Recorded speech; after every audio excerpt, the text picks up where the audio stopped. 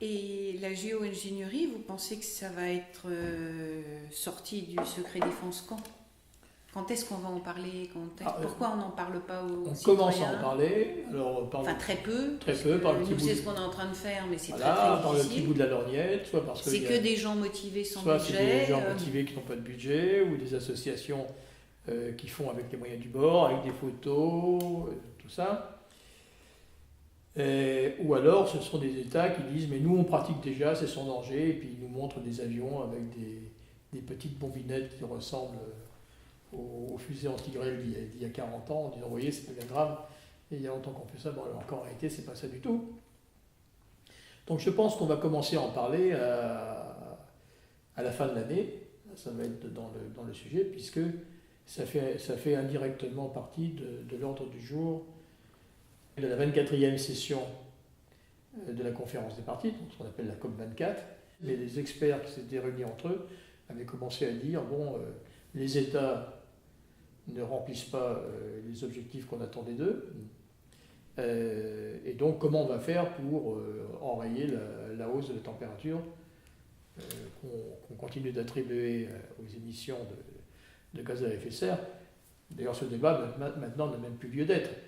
Que ce soit à cause de la chimie de l'agriculture, de l'artificialisation, de toutes les causes humaines nées de l'industrie, ça forme un gros paquet. C'est au fond la même chose. Le cycle de l'eau il est perturbé, le cycle du carbone il est perturbé. Donc de toute façon, c'est même plus intéressant de dire est-ce que c'est vrai, est-ce que c'est pas vrai, est-ce que c'est plus ou moins, quelle est la responsabilité de l'homme. Le climat est en train de se détraquer, c'est devenu une évidence. Et la discussion détaillée des causes, c'est plus tellement la priorité. Tous les gens qui sont très énervés et qu'on ne parle pas de la géo-ingénierie pensent que c'est la géo-ingénierie qui dérègle le climat. Alors, à cela, on répond quoi?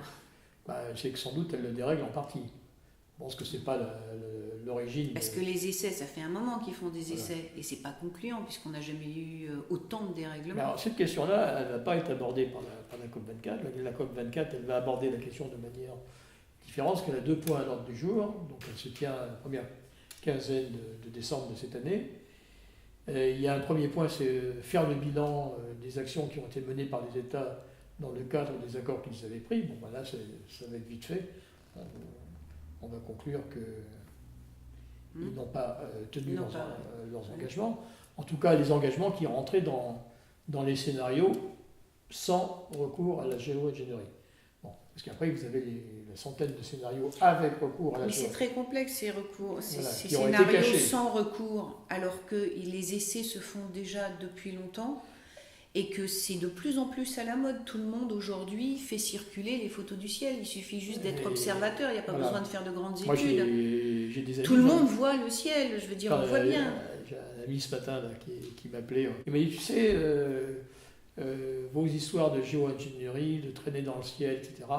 J'étais très mitigé, etc. Il me dit, mais maintenant, le matin, je me réveille, je regarde. C'est pas des traînées d'avion, c'est un quadrillage. Je me dis, mais on le c'est voit. absolument évident qu'il se passe quelque chose. Voilà, donc.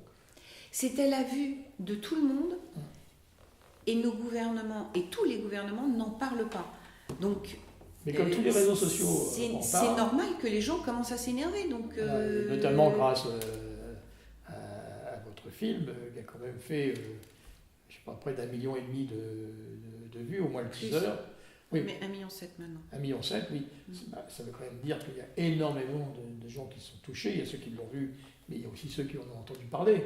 Bon, quand même curieux que l'État, en quelque sorte, Ne commence pas au moins le commencement d'une explication. Non, parce que s'ils considèrent que c'est pas vrai, c'est pas de la géo-ingénierie, qu'il n'y a pas de secret, au moins dire, bah non, vous vous trompez, il n'y a pas de complot, il n'y a rien.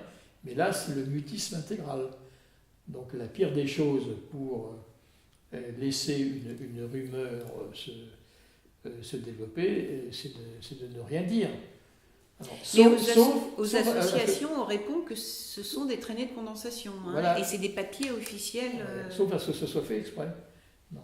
Sauf que ce climat un peu complotiste qui se développe ne fasse partie aussi d'une stratégie très subtile dont le but est de finalement légitimer le recours à la géo-ingénierie. Parce qu'à la COP24 de la fin de l'année, une fois premier point, c'est est-ce que les États ont pris les mesures qui permettaient de ne pas recourir à la géo-ingénierie? La réponse va être non. Même s'ils y ont déjà recours. Oui. Mais la réponse va être non, puisqu'il n'y a pas ils n'ont pas pris les mesures qui ont été demandées. On voit bien que ce soit en Allemagne où on ouvre des mines, on ouvre des mines de charbon, vous vous rendez compte, à ciel ouvert en plus. Bon. Donc c'est complètement dingue. Et deuxième point à l'ordre du jour, puisque les États n'ont pas pris les mesures qui leur étaient demandées pour qu'il n'y ait pas de recours à la géo-ingénierie, comment va-t-on pouvoir, c'est la formule exacte, rendre les objectifs, pas les mesures, les objectifs plus opérationnels? Ça ne veut rien dire déjà. Ça veut dire légitimer la géo-ingénierie, ou alors on ne comprend rien. Oui, c'est ça. Oui, on c'est comprend rien au film, ou alors, ou ça ne veut rien dire. Oui, il n'y a pas d'autre issue. Ou ça ne veut rien dire, ou ça veut dire légitimer la géo-ingénierie. C'est-à-dire commencer de discuter des meilleures voies pour la rendre la plus opérationnelle. J'ai eu l'occasion on a fait ensemble d'interroger un des ambassadeurs de l'ONU sur cette question-là. Et sa réponse a été sans doute la géo-ingénierie deviendra inévitable, encore faut-il en définir les conditions la rendant acceptable. Donc on est bien en train de rentrer dans la légitimité. Mais le problème, c'est que si on l'applique déjà, alors qu'on prétend qu'on va prendre la décision pour l'avenir et qu'on va définir les mesures, les contre-fous, il y a évidemment une espèce de manière d'abuser le public, là c'est clair. Parce que la seule fois où ils ont expliqué, c'est montré dans le documentaire, c'est sur iTélé, où ils nous expliquent justement que c'est du quadrillage dans le ciel, des avions à haute altitude, à basse altitude. On nous parle d'ensemencement des nuages, mais là, il faudrait qu'ils nous expliquent, puisque les quadrillages, il n'y a pas de nuages quand ils quadrillent. Le ciel est bleu. Oui. Donc, il n'y a pas d'ensemencement des nuages, vu qu'il n'y a pas de nuages. C'est-à-dire qu'il y a tellement de choses qui, aujourd'hui, pour les gens qui ne sont que sur l'observation, vu qu'on ne nous donne pas d'explication, on ne peut se baser que sur l'observation, c'est complètement incohérent. C'est incohérent partout. Parce qu'on peut dire on pourrait dire qu'il y a de la soft géo-ingénierie et qu'il y a de la hard géo-ingénierie.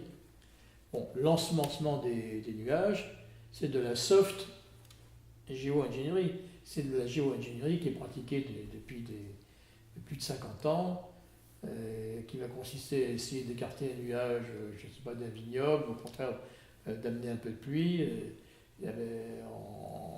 en ensemençant les nuages avec des sels chimiques dont on connaît les effets. Bon, je ne dis pas que c'est bon, c'est certainement beaucoup plus nocif qu'on ne le prétend. Mais c'est de la soft géo-ingénierie. Donc c'est pour ça que c'est celle-là qu'on nous montre.